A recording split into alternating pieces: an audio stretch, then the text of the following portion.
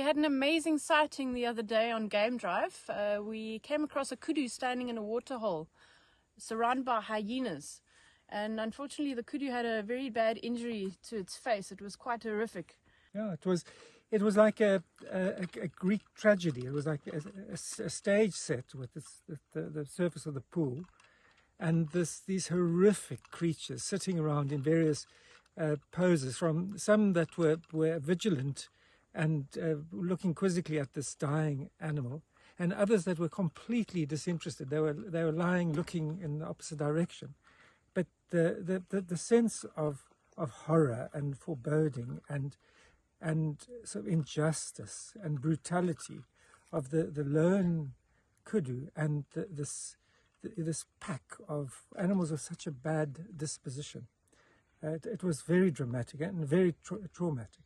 So I think as we drove off there was an absolute sense of almost betrayal of this lone kudu that was on its own death vigil, and that there was actually nothing we could do or that we should do, and that was quite a terrible thing to leave the pond. We came back in the afternoon on Game Drive, and the kudu was no more. We saw a leg floating in the water, so we were actually quite relieved that it had passed on and its suffering was over. The hyenas were still around the waterhole, looking in on this carcass. And we were wondering, would they be brave enough to swim into the carcass? Not knowing what was under the water, possibility of crocodiles or other threats to them. So for ages, for 20 minutes, we watched these hyenas as they circled the waterhole, looking in.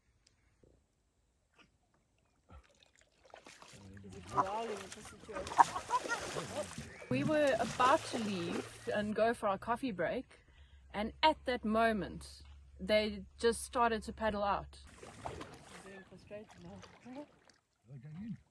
Oh my gosh, you guys! Oh my gosh, he's swimming. Take a video. Got it.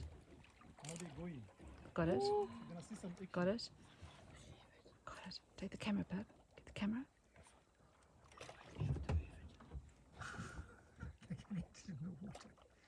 It's sinking as they put their weight on it. But now they've got confidence. This is a whole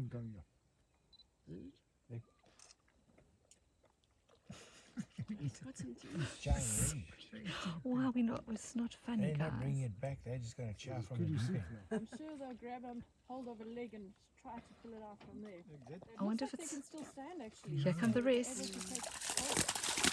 Oh, no, They're eating it in the water, ears and ears. and go the friends. This is quite incredible. Here come the wusses. Yeah, now everyone's Here come the gonna have wusses. confidence to swim in. Oh, if they did swim properly there. Yeah, of course they. No, but I mean, do you think they're standing? No. It looks like they're standing, yeah, because they can... The three of them just started to feed on this kudu, standing on the carcass in the water, ripping pieces out of it, and it was just incredible. Duck down deep into the water like diving ducks. It was just incredible how they fed. Have you ever seen anything like this? I'm sorry. That one on the left is getting the most. That one, Man, yeah, it hasn't come out yet, eh? Where the rest? That little one on the right hasn't got one mouthful yet. No, still, he's coming out. Maybe the one on the left is The big one on top of I reckon he's standing on top of it. He is. Now, these guys are not interested in swimming. underwater diving. Hey, Kanimiani, that was all a bit too stressful for that chap. It's going right under. Gonna go get comfy. Deep sea diving. Scuba diving. He's turned into a hippo. Diving hyena. It's hilarious. Yeah, so funny. This must be most unusual behaviour. Incredibly unusual. Have you ever seen anything like I that? have never. I mean, honestly, Yeah. deep sea divers.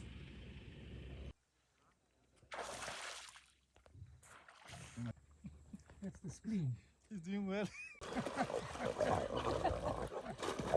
It's like water polo. Water polo. Like sea.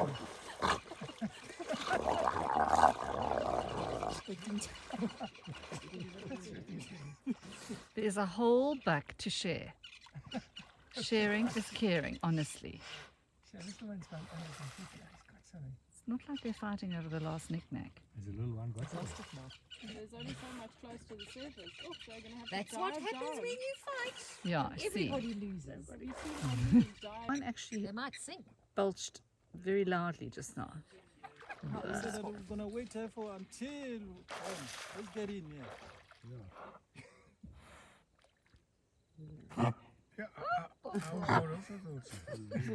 Where's your napkin? He's got a bit of stomach there. The other guy on the left must be standing there. He's not swimming. Too fast. He's both standing on it. Reflux. You know what I mean? Bring on the Hyenas. Yeah, they need Hyenas. Sorry. They have just scoffed themselves into oblivion. Diving for kudu.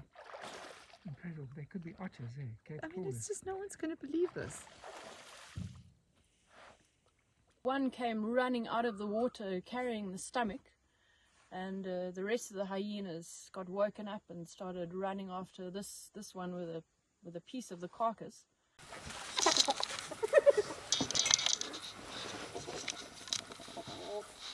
Now you lost it. You don't Look know at all where the it is. tails going up in excitement. In front. So the next morning we came to the dam again to see if there was any sign of what had happened, and there was hardly anything at all. A hippo had come back to the dam. It was all peaceful. There was a drag mark from the water across the road into the bush. So we figured that the carcass had eventually been dragged out of the water into the bush. The hyenas had finished it off. But there was nothing else left. We found a jawbone with some teeth on it. We found some hair from the kudu's main area or beard area.